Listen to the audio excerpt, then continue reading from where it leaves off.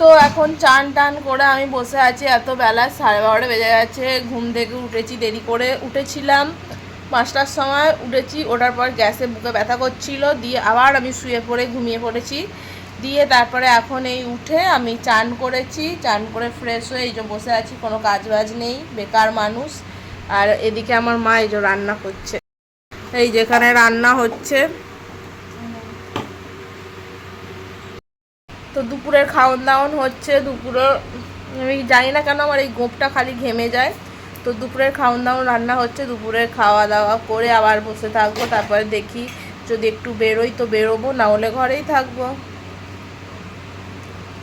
আজকে দুপুরে লাঞ্চে বেশি কিছু ছিল না, ছিল করলা ভাজা আর কুমড়ো শাকের চচ্চড়ি। আর সন্ধেবেলা ঘুম থেকে উঠে খেয়ে নিলাম তরমুজ। তো তরমুজ খেতে আমার খুবই ভালো লাগে, আর তরমুজটা খুবই ভালো মিষ্টি ছিল। তো আমার তো বেশ ভালো লাগলো খেয়ে। তো তারপরে খেয়ে নিলাম একটা ডেয়ারি মিল্ক, ফ্রিজে ছিল তো বার করে খেয়ে নিলাম।